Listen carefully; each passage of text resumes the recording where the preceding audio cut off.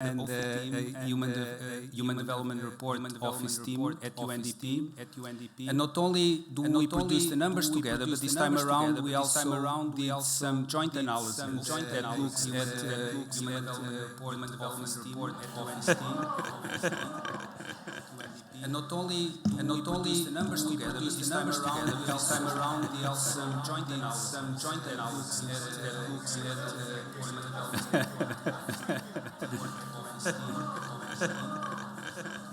and not only the numbers together, but this time around we also joint analysis.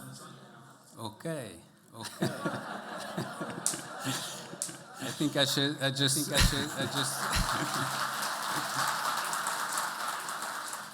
just should stop perhaps and get going to the program.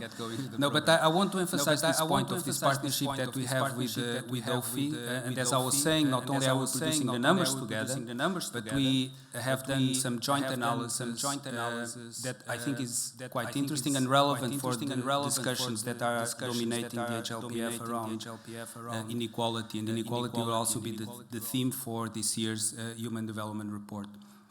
So our event is divided into parts. We're going to have a dialogue a little later on, but first we're going to have the presentation of the results by our colleague Sabine Alcaire from OFI. But before we invite Sabine to come, she will present the results on our joint behalf. I want to invite our UNDP administrator, Achim Steiner, to say a few words. Achim.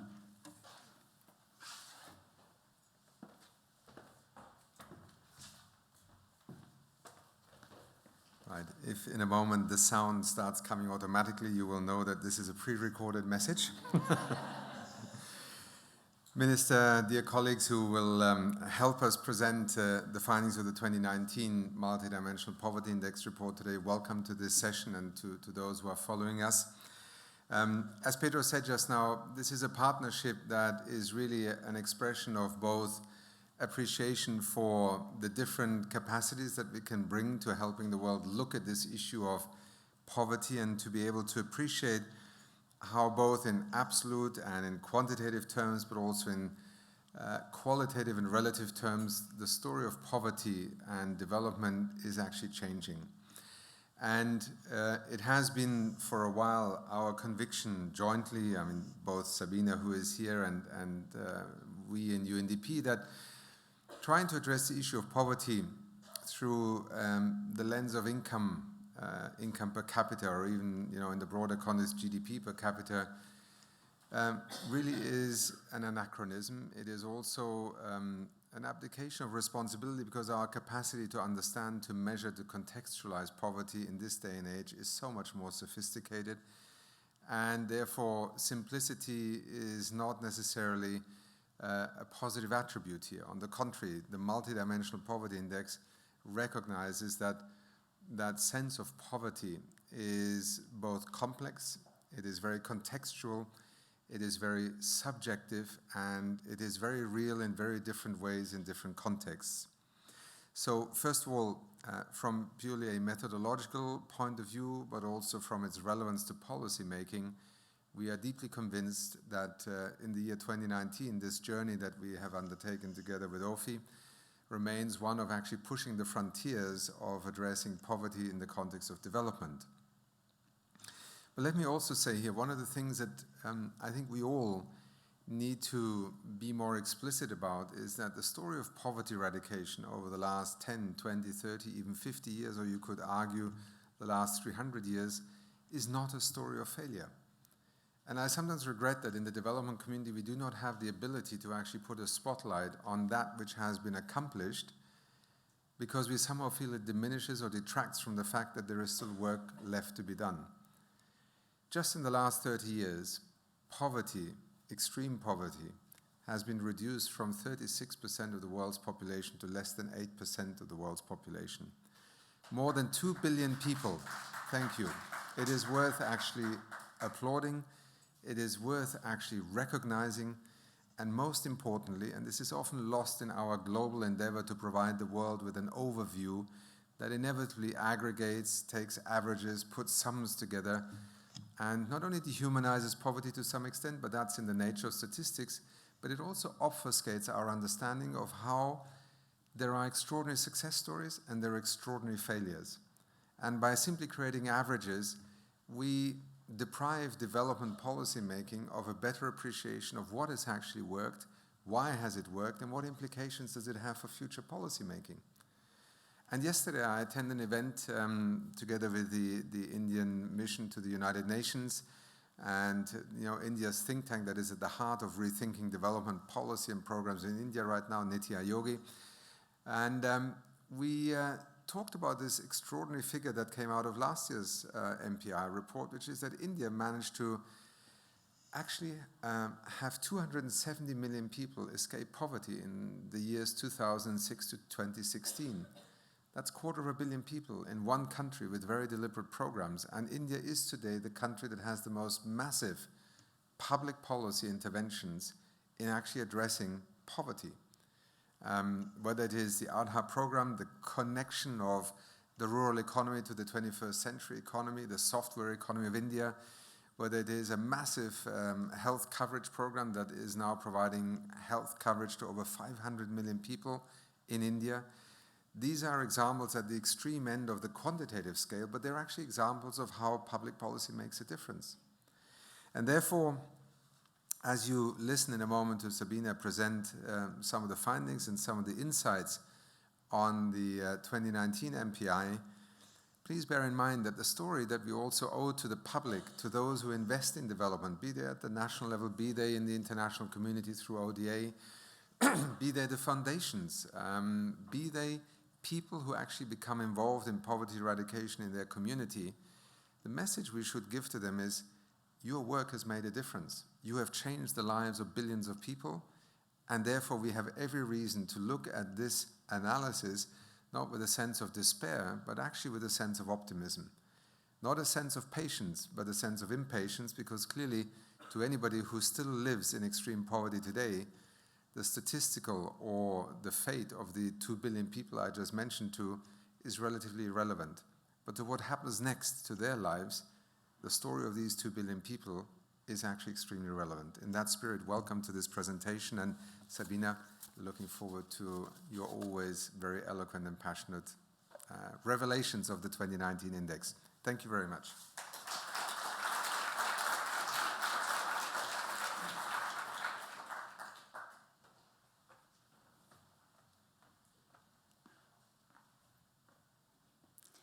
Thank you so much.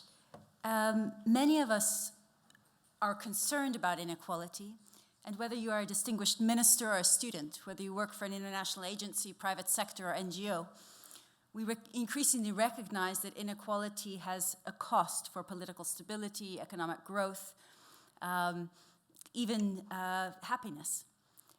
But a question is, how do inequalities relate to poverty? And as my co-author James Foster would say, that a measure of poverty is looking at the base of the distribution. It's making visible and understanding those with the least. And a measure of inequality measures the spread. How far away are those in the treetops of the distribution from the poor? And so one of the motivations for the global MPI, as Achim said, is to reduce poverty powerfully and visibly. Because by doing so, we lift the bottom of the distribution. So address inequalities as well as poverty. But this Global Multidimensional Poverty Index report 2019, Illuminating Inequalities, also tries to make visible other types of inequalities that perhaps have not been explored so much. So for example, we look at the Global Multidimensional Poverty Index by different major regions. And the region that has the highest level of poverty is Sub-Saharan Africa. But then when we look within Sub-Saharan Africa, we see that ranges of poverty are from 6% in South Africa to over 90% in Niger and South Sudan. And if we focus on Uganda, which has an incidence of MPI of 55%, similar to that of Sub-Saharan Africa overall at 57%, and then look inside Uganda, we see rates of poverty from 6% in Kampala to 96% in Kiramoya. And so the first takeaway of this report is that the mechanism of thinking of poor countries or poor regions is out of date. That we have rich and poor regions within different countries. And so we need to look and disaggregate whether it is by age, whether it is by rural urban areas, or as this does, subnational regions or other characteristics. It's important to understand the variegated nature of poverty in that way. So what is the global MPI, or Multidimensional Poverty Index? It brings to view acute multidimensional poverty and was developed in 2010 by collaboration of the Human Development Report Office of UNDP with OFI and University of Oxford, and has been released annually since then. And it covers indicators related to 3 dimensions: health, education, and living standards, the same as the Human Development Index, and 10 indicators, equally weighted within each of those dimensions. So you are deprived in nutrition if any member of your household is malnourished, or in child mortality if you have lost a child in the last 5 years. In years of schooling, if no household member has completed 6 years of schooling. In school attendance, if a school-aged child is out of school before they complete class 8. If you do not have clean cooking fuel, adequate sanitation, safe water, electricity, good quality housing, then you are deprived in those indicators. And also if you don't own more than a small set of assets, more than one asset of radio, television, telephone, computer, motorcycle, bicycle, animal cart, or refrigerator. And what do we do with those 10 indicators is that we start with each person, each respondent to the surveys that we cover. So this is Tamang from Nepal, a 56-year-old woman, landless, who lives with her husband, who struggles with a disability, and their 2 grandchildren. And they are deprived in nutrition and in 5 of the 6 living standard indicators. So cooking fuel, they do not have sanitation, they take water from a neighbor's unprotected well, and so on. So you see in the bottom the profile of her deprivations. In fact, she's deprived in 44.4% of the weighted indicators. Now, a person is considered poor if they are deprived in at least 1/3 of the indicators. So Tamang is multidimensionally poor, MPI poor. And we use that information to build up the statistics that we'll share with you. For example, in Nepal, 34% of the population are MPI poor because they experience more than 1/3 of the deprivations. And on average, each poor person is deprived in about 44% of the indicators, so quite similar to Tamang. But what happens when we take those data and disaggregate them? So let's start with income categories of countries. On the top of this are the upper middle income countries, in the middle are the lower middle, and on the bottom are the low income countries and subnational regions that we cover.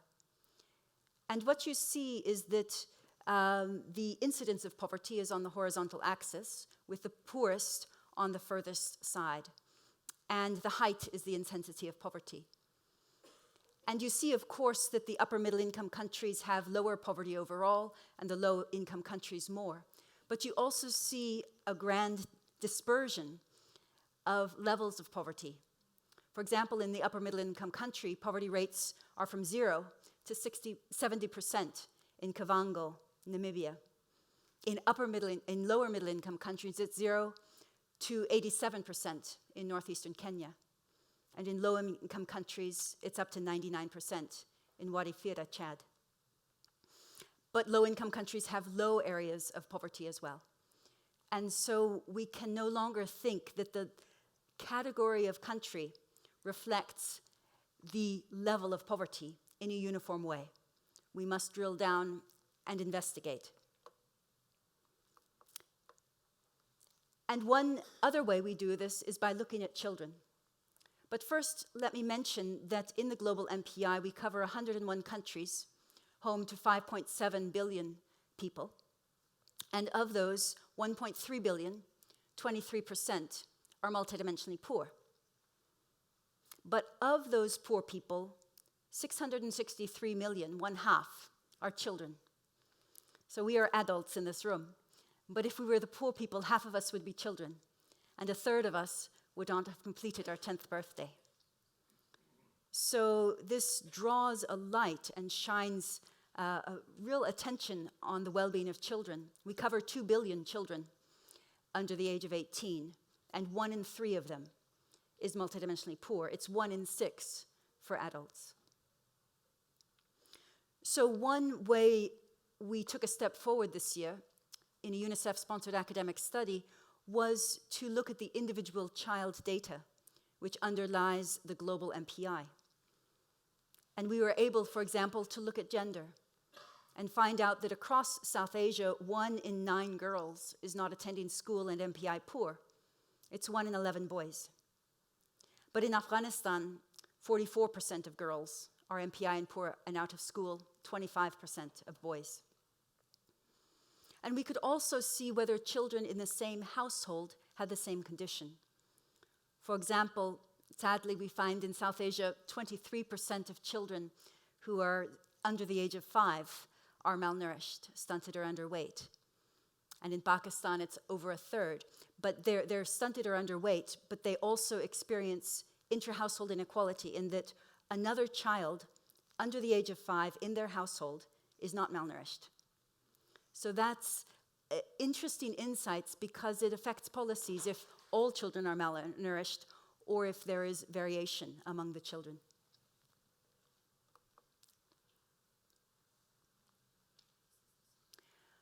We also want to look at inequality among the poor. Although clearly our mission and objective is to end poverty, it's still good to understand for policy purposes if an intensity of 44% means that everybody has more or less that degree of deprivations, or if some people in the population have deprivations in 90% of the indicators and others far fewer. So to capture that individual level deprivation, with James Foster, we look at variance, at an inequality among the poor measure. And this graphic has MPI on the horizontal axis and the degree of inequality on the vertical axis. So if you compare Paraguay and Egypt, the light blue dots, they both have about the same level of MPI, but inequality among the poor in Paraguay is much higher. The same in Pakistan, the same in Nigeria in comparison with Bangladesh or Gambia. And so these are other ways of looking at inequality in the base of the distribution to understand it and address it further.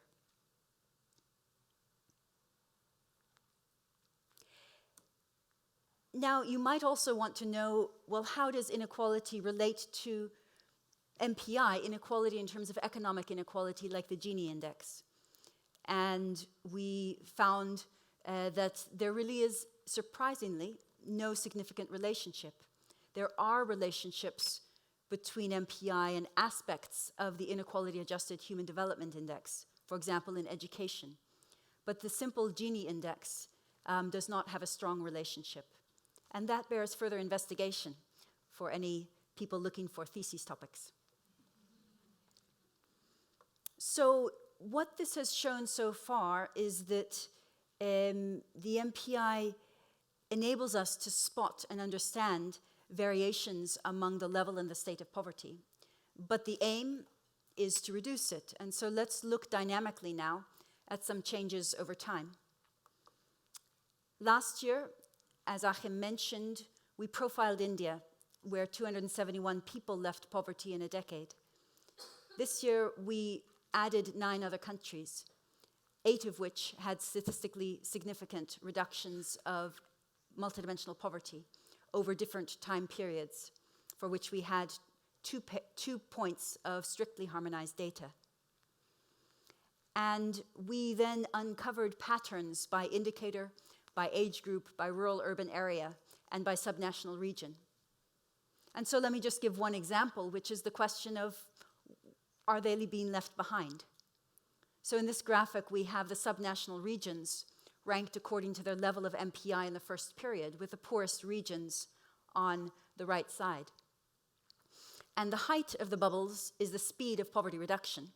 And the fastest are at the bottom. They are winning the race to zero poverty.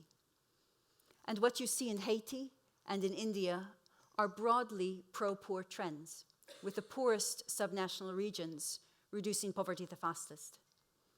We can do this for children, and where 5 countries had a faster reduction of MPI, and for rural areas as well. So the MPI hopefully will enable countries to study these trends and to reward good experience or adjust where adjustments are needed. But clearly, to reduce MPI, you need information on how people are poor, and then you need information to celebrate change. So, for example, of the 8 countries that reduced poverty statistically significantly, 3 of them had significant reductions in all 10 indicators: Ethiopia, India, and Peru. But what you can see is that their patterns of reducing MPI by indicator were quite different. So in Ethiopia, the 4th from the end blue stripe is drinking water. You see it drove change, whereas in India, other indicators other than drinking water were the drivers. And this information is important to understand, again, what is working, to give positive stories, and also to recognize and celebrate success and diligence by whatever policies or other actors were active in those regions. The final slide is, again, a little bit more global.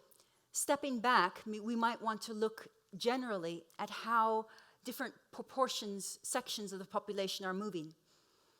And there's a shared prosperity indicator that the World Bank puts out very helpfully to see whether the bottom 40% of the population had faster income growth, economic growth, than overall rates. And so we did quite a different exercise in terms of the underlying data, but the same concept of looking at the bottom 40% of the distribution of deprivation scores across the country, poor and non-poor, and saw their reduction over time for the 10 countries studied. And we found in nearly all of them that there was a pro-poor trend, that the bottom 40% were making progress in these very pointed deprivations faster than average. So that's a very positive finding, and one which tracks either subsets of the poor or others. So as my colleague said, this report draws on the hard work, the effort, and the imagination of many different people. And also, they have put together rich resources online. So you can find on the back of the cover of the report URLs that would go to the data bank, to data tables, stata-do files for the geeks among us. And for normal people, country briefings and frequently asked questions. So I very much hope that this doesn't stop here as a report. So I'd like to close by observing that the global MPI imperfectly draws together some indicators related to SDGs 1, 2, 3, 4, 6, 7, and 11. And in a book published last month by the late and beloved Sir Tony Atkinson, Measuring Poverty Around the World, he observed that in the context of measuring global poverty, multidimensionality is not only widely accepted, but essential to the SDGs. But also essential is committed action in solidarity with and imaginative, creative action by poor children, women, and men. Thank you.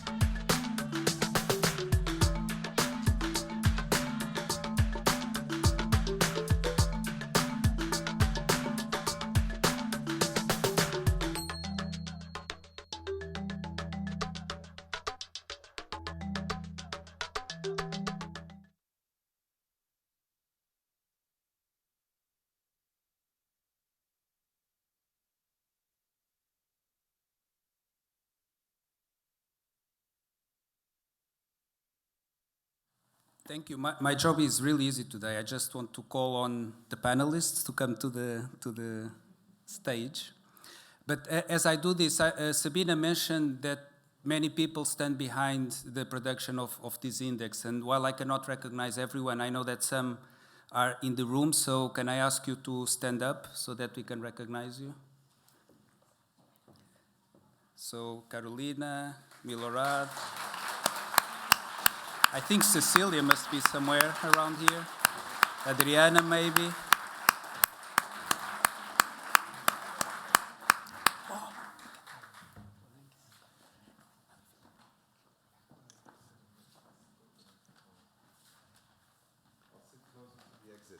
I just noticed what a beautiful table we have here. So, once again, good afternoon. Good afternoon to our panelists. Pedro, thank you for having introduced the panel. Let's go straight into the discussion. I'm just wondering if we can turn the lights on a little bit more, because I feel like you're sitting in a sort of semi-discotheque atmosphere. We are, you know, under the spotlight, and we actually want to make this an event jointly together. So if somebody has a light switch, can you add a little bit more light to us? Can I start with you, Minister? Ms. Nabila Tun is the Minister of Foreign Affairs, International Cooperation of Sierra Leone, is somebody who not only in her past has been very much engaged in the issues that we speak about here today. Before being a Minister of Foreign Affairs, you actually had a portfolio that directly addressed some of these issues also. And so, both as a minister now, but also as a former colleague, Nabila, if I may ask you, when you listen to this presentation now in the year 2019, do you see an evolution in relevance and applicability, and do you also see some clear patterns, or let's say directions, that you would directly be able to take back into the policy-making arena in a real-world setting such as Sierra Leone? Over to you, and once again, welcome and thanks for being with us. Thank you very much. First of all, I'd like to commend UNDP, and I'd like to also commend OFI, you know, for this report, which has been very useful for us as a government. I am quite pleased to be here and share, you know, our experiences regarding the MPI that was released on Sierra Leone a couple of months ago. You know, the dimensions and the indicators, we had 5 dimensions and 13 indicators, and the results certainly clearly indicated what sort of policy action we would love to take to address the issue of inequalities.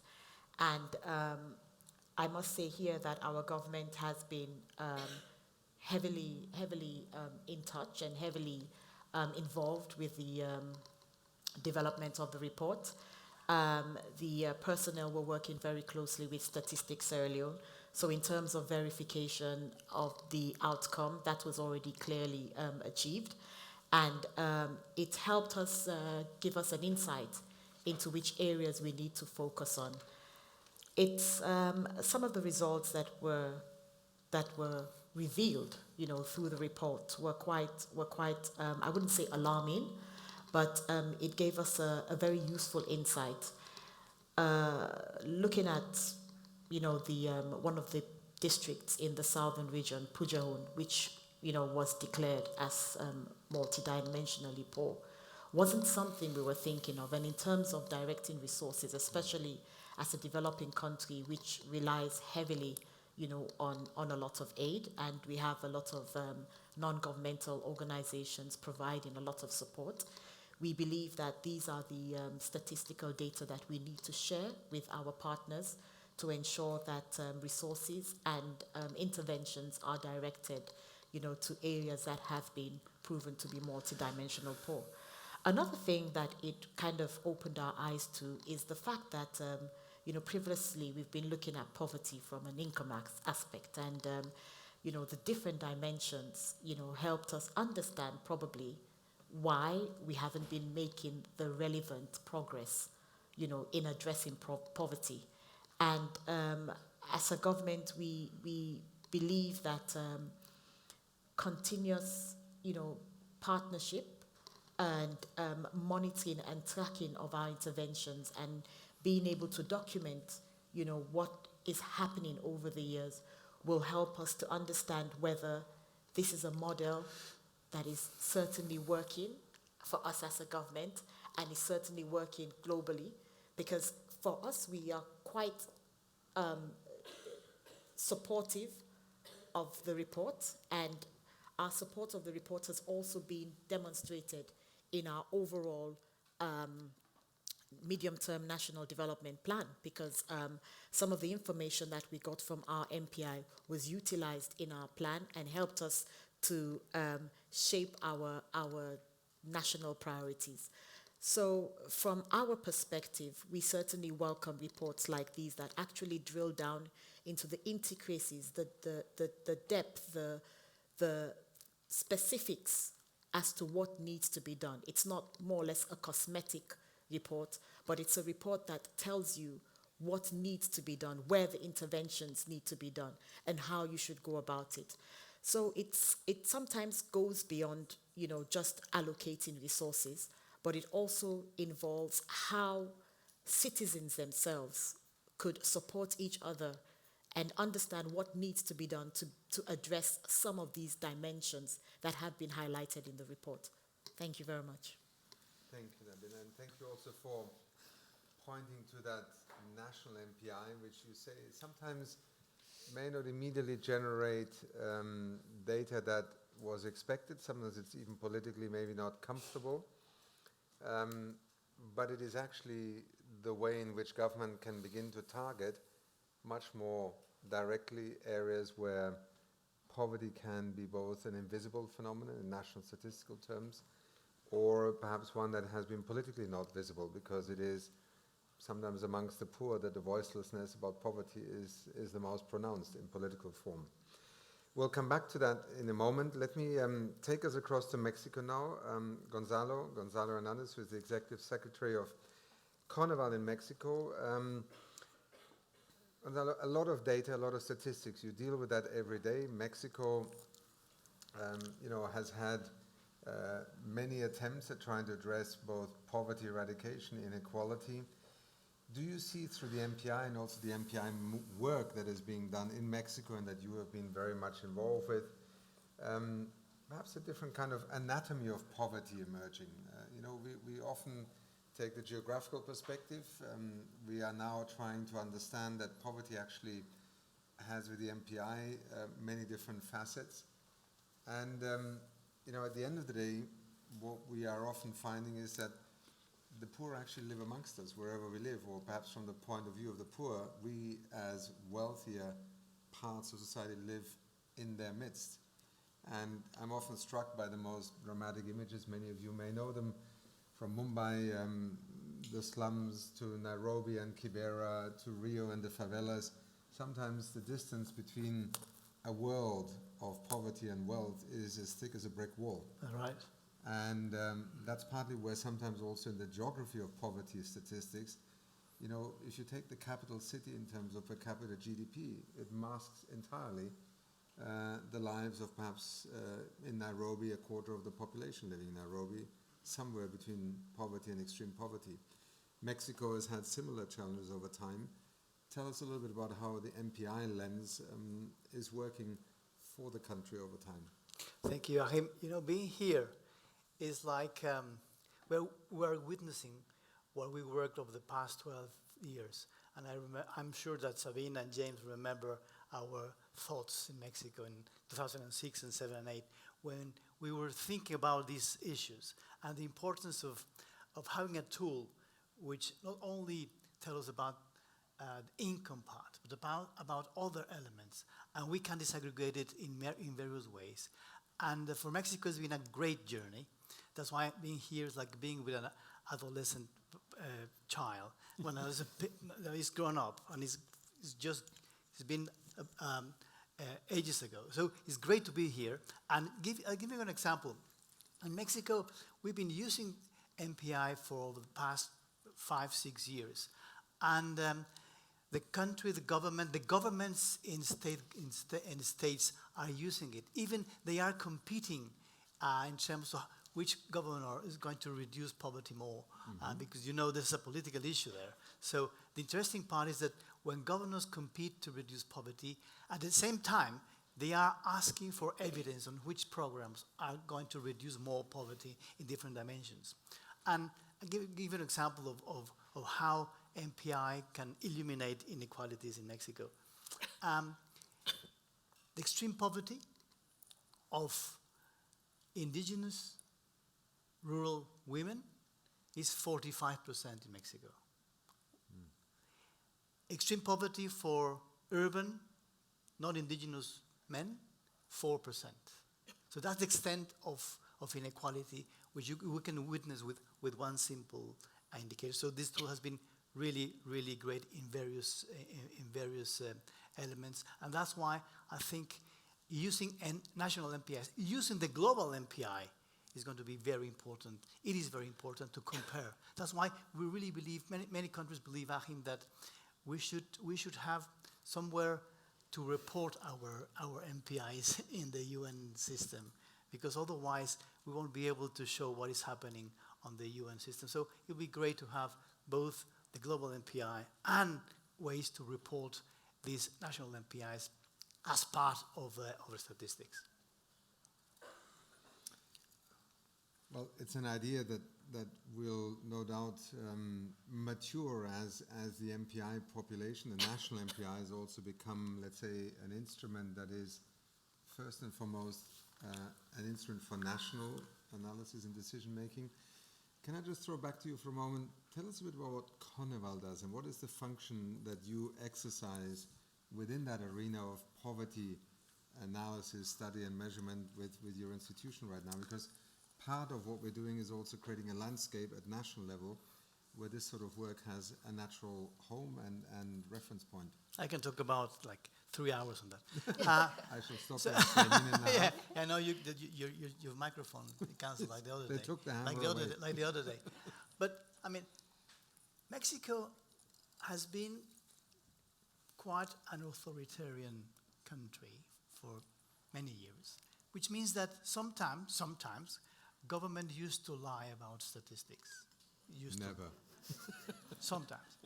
And for this reason, Congress demanded to have an independent and autonomous institution to measure poverty in a multidimensional way and to evaluate social policy. So it is interesting that in this country, with that history, we needed to have this institution in order to give credibility to poverty figures and the evaluation of social policies. Of course, according to the history of countries, they may have different institutional solutions for that, for credibility and transparency. But I think those elements are very important.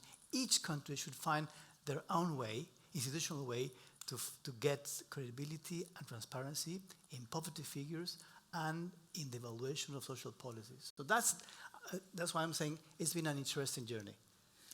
Well, thank you for highlighting that, because I think it is an important facet also of this debate about poverty, data, statistics, research. You know, we all know you can do a lot of things with data.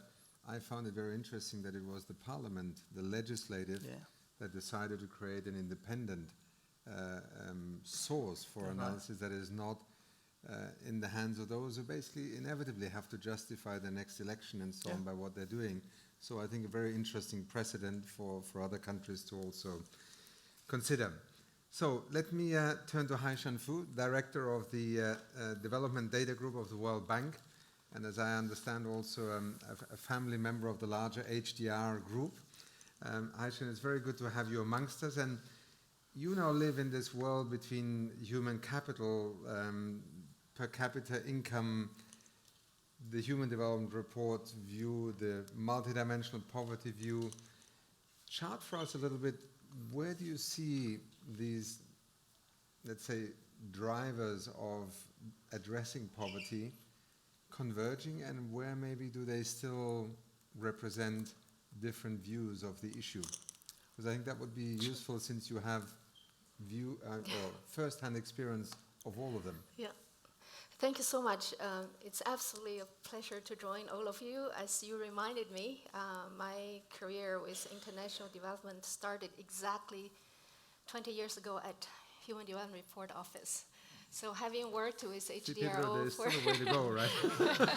for 7 years, you bet, the capacity-based approach to human development and human poverty eradication is embedded in my thinking.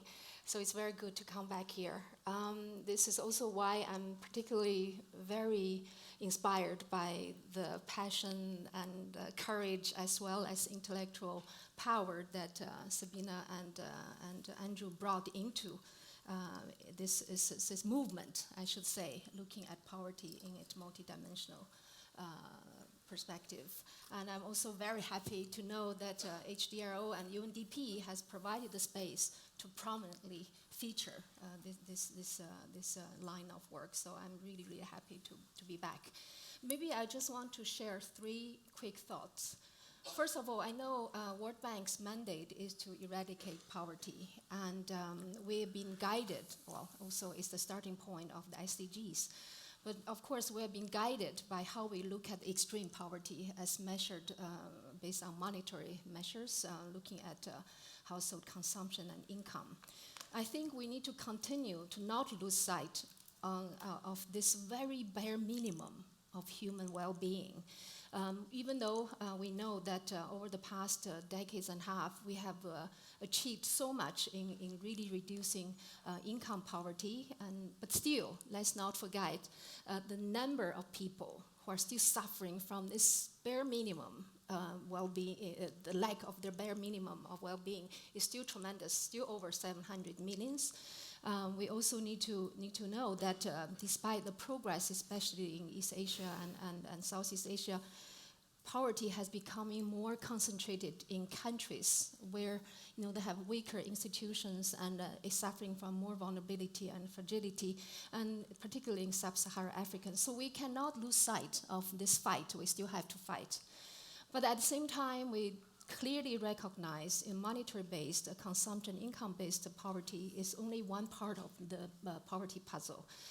We know that to even come to consumption, we're only being able to measure what a household can command through market activities as home-based activities on some of the very basic shelter, clothing, and transportation, so on and so forth. We're not able to capture others' goods and services that they will be able to enhance their well-being if they have access to, such as education, health, and other dimensions that are provided by public services and government. So looking at poverty in its many dimensions is a must. This is why, as I said at the beginning, we really very much appreciate this MPI initiative. This is also why the World Bank, in our most recent Poverty and Shared Prosperity Report 2018, just released a few months back, committed our ambition to try to measure poverty for all countries, for all dimensions, and for all the people. This is also why that we attempted also to look at multi-dimension poverty measures by trying to integrate consumption and income-based dimensions and layered it up with the other well-being dimensions. It's very much inspired. This is my second point. What we were able to experiment is very much inspired and built upon what Sabina and Andrew has been able to do through the multi-parent. James, I'm sorry, James. What did I just say? My apologies. And also at the advice of the Global Commission of Global Poverty, Sir Tony Atkinson. Because what we see is the multi-dimension poverty index was able to capture 10 elements of multidimensional poverty, and what is limited it is by looking at how it can be integrated with a monetary dimension. So what we experimented with is to see whether we can do that, and that's what we were able to do. Even though limited by data, we were only able to include some measures of education and access to basic services such as water, sanitation, and electricity.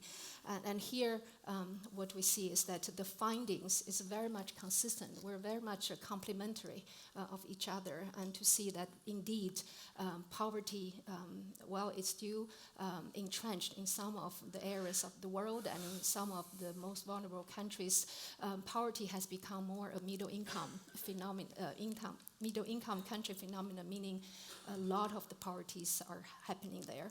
And also in terms of how children are predominantly disproportionately affected. And there's huge inequality when it comes to poverty, no matter it's measured by income measures or the multidimensional measures and inequality across countries, within countries. So this is where I want to also relate to my third point, is that we are converging in the sense that we are looking at poverty in its many dimensions, but we're still experimenting in how we continue to push how we can conceptually define poverty and also measure poverty. And this is where I think joining forces to continue to challenge each other and inspire each other is very important.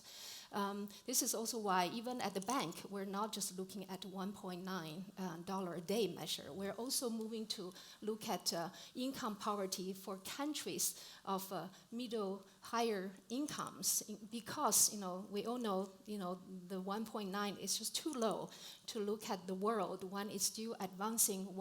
When the income is increasing, for many of them, we need to look at income poverty differently. That's why we introduced $3.2 a day and $5.5 a day to help look at poverty for lower middle income countries and upper middle income countries. And that's also why we want to continue to push for how we measure multidimensional poverty. And here I also want to say, a lot of what we can do or what we cannot do is constrained by the kind of data we have. Therefore, I want to conclude my remarks by saying we must join hands to invest in the better data we need in order for us to have the best understanding of poverty and also where policy would make a big difference. This is why I think we are converging, and this is also where we might become stronger partners. Thank you very much, both for answering the question, but also for laying out some of those tracks, as you say, where convergence may emerge. Sabina, may I turn to you for a moment and pose you two but in some ways unrelated questions. One is data, disaggregated data at national level. That's where we started off the discussion with Sierra Leone through the Mexico lens. Over time, have you seen the power of that disaggregated data, both geographically speaking, but also by different groups of the poor? I mean, I wish Henrietta Fore from UNICEF could be here with us. I was speaking to her just before I came here. We are at parallel events, but she very much follows the MPI, and in this year's report, the 40% of the poor being children, statistical reality, harsh, brutal when you actually interrogate what this means. Younger children in particular, disproportionately affected by poverty. We have learned a lot by disaggregation. So, where is that journey going to take us? Because we can study poverty in ever greater multidimensionality, in ever greater data precision. Is there an optimal point? And secondly, what does the universe of digital data platforms, of artificial intelligence, of maybe other means by which we can correlate, triangulate data, allow us to envisage in how we can do this? Because we can all plead for data collection, but collecting data is time-consuming, it's expensive, it's sometimes an opportunity cost also to development. Where do you see that future direction taking us? Very good questions. So we draw on free data that other people have collected. For 50 countries, demographic and health surveys. For 42 countries, multiple indicator cluster surveys. 1 country, a combination, and 8 national surveys. And that is what enables us to disaggregate by 1,119 subnational regions. And so that's a benefit. And we can't do it for every country. We're missing nearly 20 countries. But when the data permit that, that's a rich resource. We also are exploring have done some disaggregations by disability status, and that's for the future, because the good thing is that now there's a harmonized Washington Group definition of disability status, which is coming into the surveys. So in the next year or two, we'll have a critical mass, and we can add that in and mainstream it. We're also exploring with ethnicity. In India last year, we had by caste, but ethnic groups in many places are also important groups to focus on. And so when the data permit it, we can disaggregate. And I think that supporting and celebrating and being grateful for that data, it's a tremendous resource, and without that, this work would not be done. We could make more and more measures.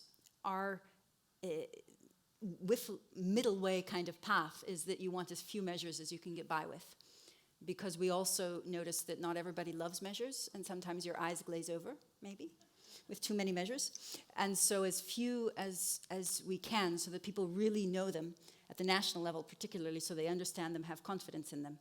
But when they obscure important realities, then we need disaggregation, or we need, to pull out a gendered aspect or some intra-household aspect.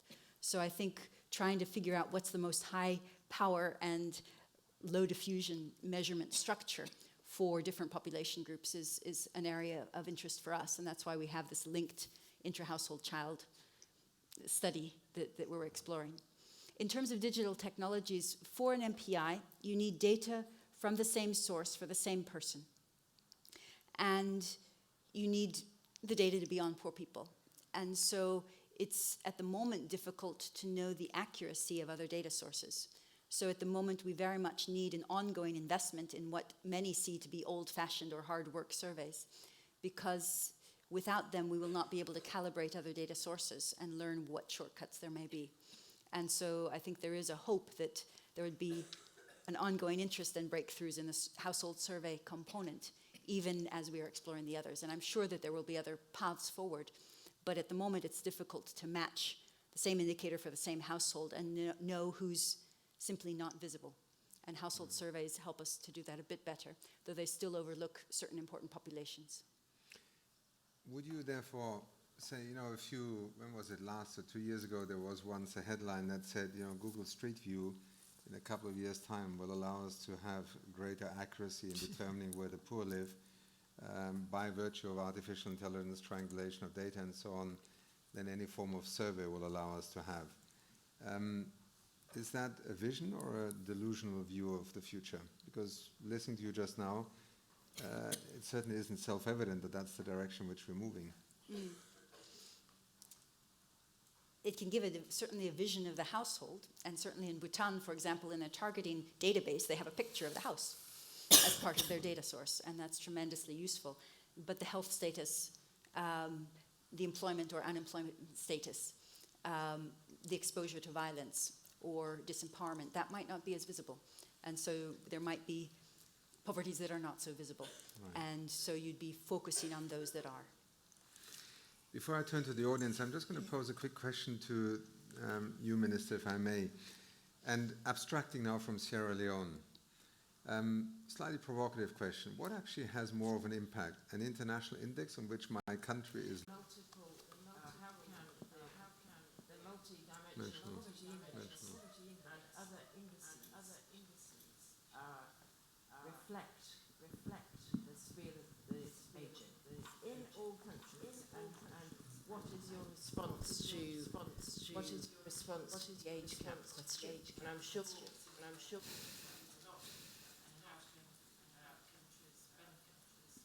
Thank you.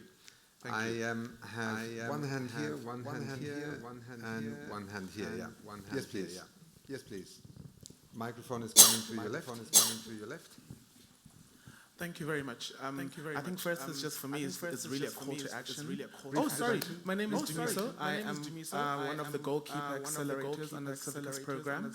I'm really working on SDG 126 through storytelling. And I'm really, the first thing for me, coming from Botswana, is really a call to action in terms of having UNDP cascade down to the country office and having these discussions, because I think they're very critical and important with multiple stakeholders.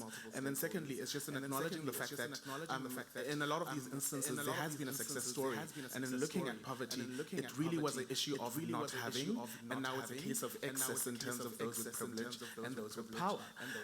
And I think for me now, what I'm really trying to understand is how can we ensure that there's meaningful accountability, particularly because in the spirit of leaving no one behind, you don't find human rights discourse really expanding with regards to policy making.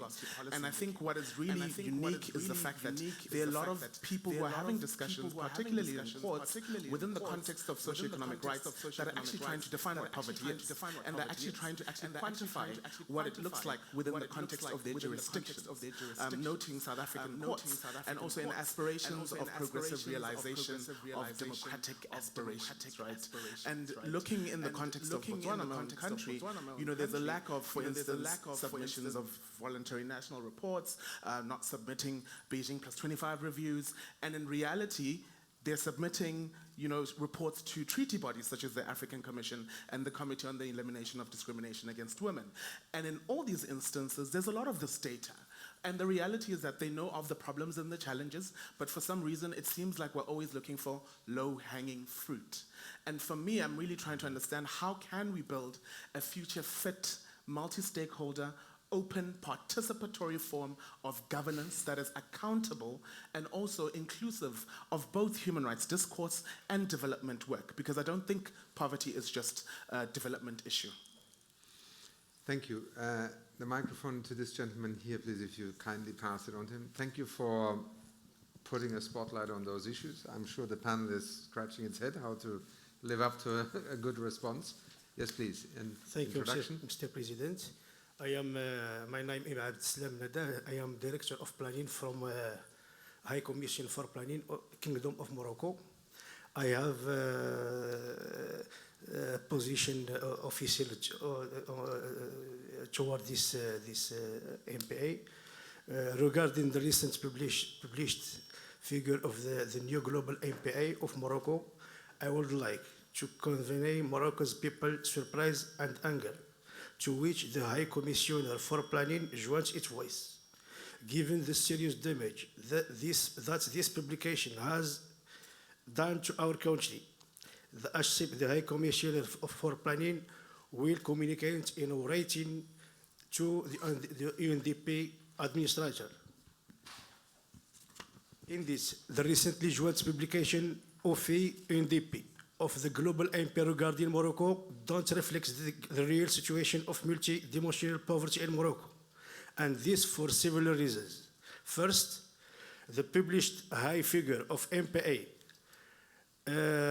for Morocco is the result of manipulation of dates, dimension, weight, and cutoff, which have been introduced to the new method of global MPA. The survey used to estimate Morocco's MPAs is outdated, which was conducted in 2011, with reference dates prior to 2010. In this respect, we would like to note that Morocco has conducted more recent survey on living standard measures in 2014, which results were broadly communicated to the public and shared with office staff. The HCP and the World Bank already published a much lower figure of multi-poverty rate of 8.2%, which refers to 2014 survey. Also, HCP and the World Bank published in the same report a national monetary poverty rate of 4.8%, and the purchasing power parity $19 poverty rate of 1%, which were used by OFI and UNDP publication. In addition, just 1 minute, just 1 minute. I'm happy to in listen, addition, please, not the whole. Just yeah. 1 minute. Sure. In addition, according to the Statistical Commission resolution, data compiled by international organizations need to be sourced from national statistics system. In this respect, we reiterate that OFI or UNDP didn't consult HCP to produce the new global MPA of Morocco. And finally, it is obvious that this new method tends to increase MPA for no apparent reason and can be constructed as an alteration of current living condition reality. Therefore, we oppose the use of the underlying new method to assess MPA in Morocco. Thank you. Thank you very much. I'm sure there will be a response both from the panel, but you know, if you have already sent the statement, then we will gladly respond to it. I think, as always, thank you for coming and being part of the event. I think it's important that, you know, when we have disagreements, we actually discuss them. None of us have an interest to you know, distort data. At the same time, the Human Development Report Office tradition, and here I must be very clear, is not only to use official data. We use official data in many respects, but the study of poverty, sometimes in certain countries, is based on the fact that there is no data available, and that's where we look to, you know, what are other approaches. But let's take this up, and I fully respect the statement. I hope we will arrive at a conclusion where maybe the intentionality is not questioned, but maybe we need to update some data. But thanks for being here. I had one more, yes, one more hand here. There it is, on your left. Hello? Well, they switch it on. It's on now. It's on? Yes. Yeah. Thank you. I'm Luise Steinwachs. I'm part of the German delegation as civil society representative. I work with Bread for the World in Berlin, in Germany. I have a question, Sabine, to you directly on the MPI. Sorry. You said it was introduced in 2010, and I wonder whether you have changed the, so to say, ingredients of the index since then, based on change, for example, the importance of digitalization coming up or any other, you know, new developments. And if so, how you decide how you weigh it within the index, because this is a qualitative question. It's not a question of statistics. Which relevance you give these ingredients, and where do you draw the argument from to give it that relevance? You know what I mean? Mm-hmm. Okay, thanks. Thank you very much. Colleagues, let me start, Gonzalo. We have a spectrum of different elements to questions that were raised. Any which one you want to respond to, or also your final thought? We have to combine both. All right. In 60 seconds. Okay, let me go to the right, to the rights. So, in the Mexican case, our MPI takes income, but also it takes rights. It's based on rights. Mm-hmm. Therefore, the logic is quite clear, and therefore it is possible to. We are not measuring the full right, but we are measuring the basic right, and that's how we produce the MPI. I have to say as well that we are also trying to get measures of full access to rights as well, in order to have both elements at the same time. The basic element of poverty and also the access to rights, because the Mexican Constitution basically is about rights. Therefore, measuring those will be important. And I wanted to say, in terms of the Google Earth thing, if you go to Carnival's web page, main page, we were able to measure poverty not only to this whole country, the states, municipalities, but almost by neighborhood, in the urban areas. So you can go to combine to Google Earth, and you can see with different colors which neighborhoods have more or rocks poverty, and therefore for targeting purposes, it's been very important for the new government, and because they are not targeting anymore by household, but by territory. Therefore, the new tool is going to be hopefully very important. You mean literally by building material you distinguish the quality of the house and you deduct from that an income level, yeah? You have basic information from small areas. So it's a small area estimation. Right. And therefore you are able to go to very small area estimations. Yeah. And it's very useful. So if any one of you can just get in, I think you'll find it fascinating. Thank you, Salah. Aishan, over to you. Thank you. While we were exchanging thoughts, few numbers keeps on popping up in my mind.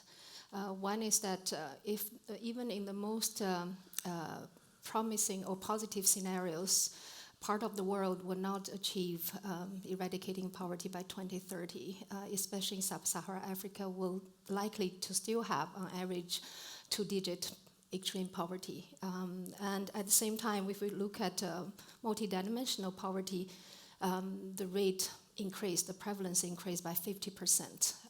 2/3 of the poor in Africa suffering multidimensional poverty. So what I want to say is that this is where we need to really focus on how we should continue to understand better and continue to focus on how we can measure poverty better.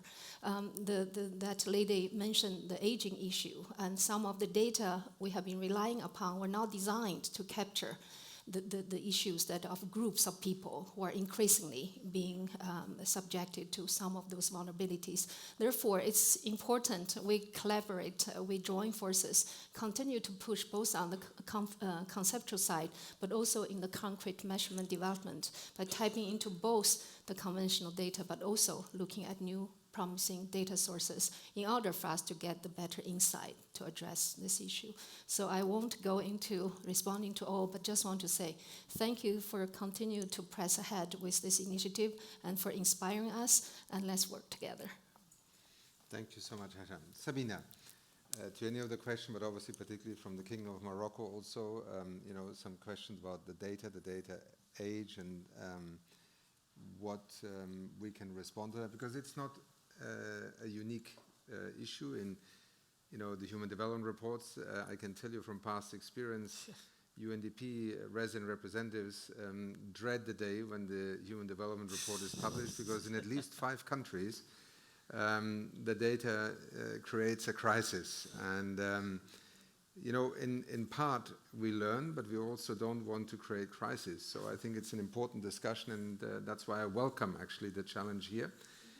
Because we need to be able to either say, okay, something was not taken into account, or this is why we are working the way we do.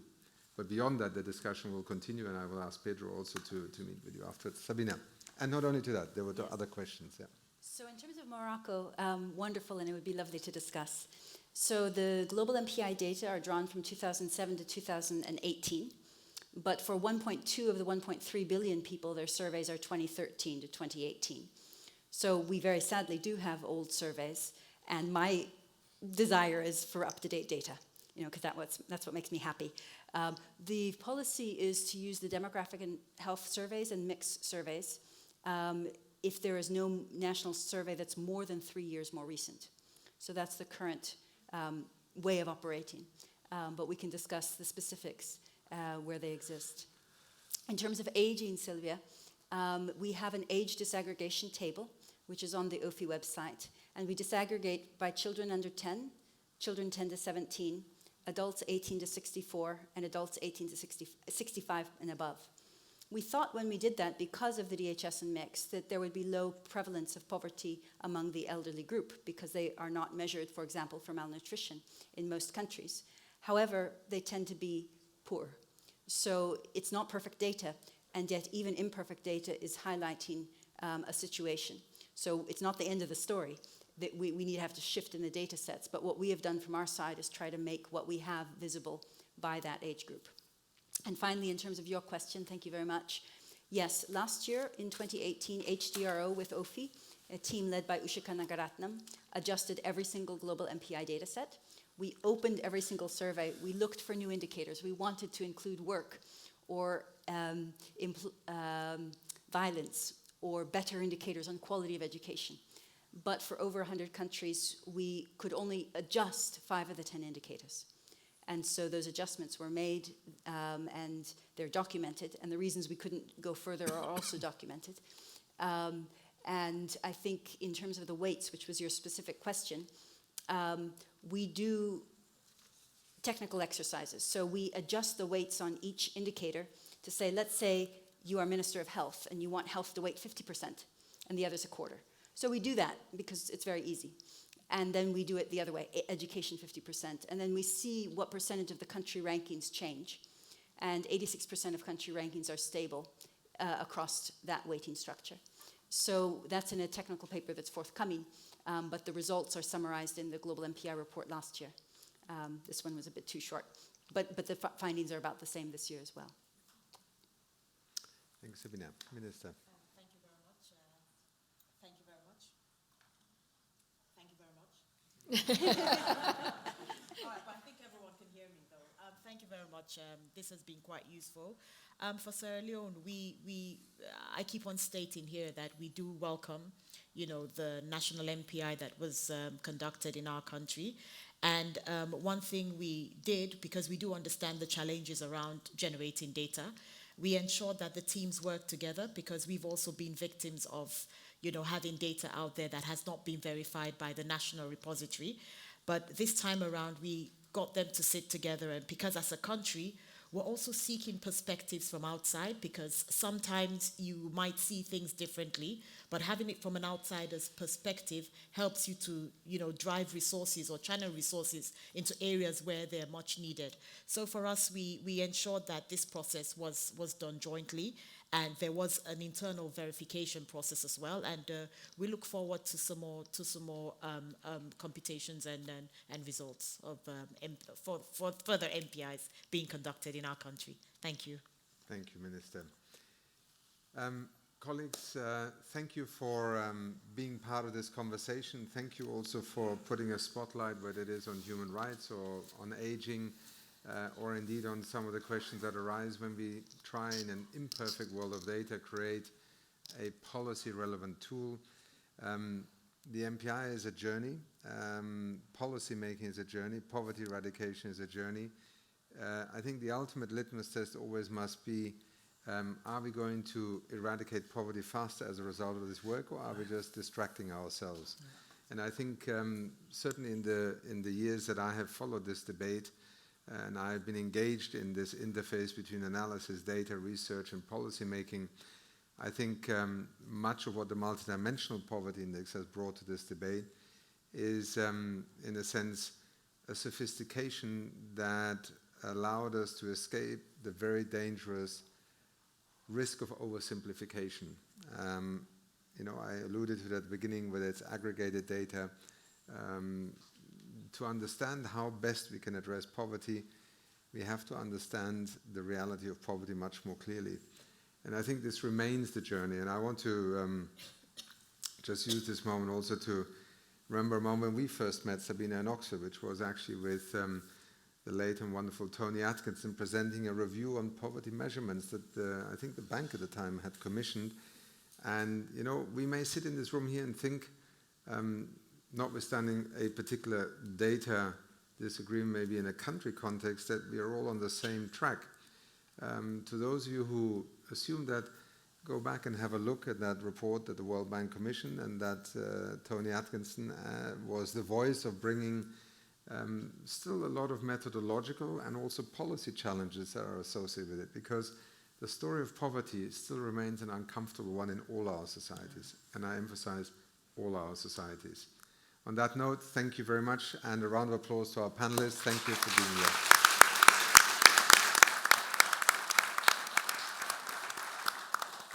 Have a good afternoon, and please continue doing your hard work at the HLPF.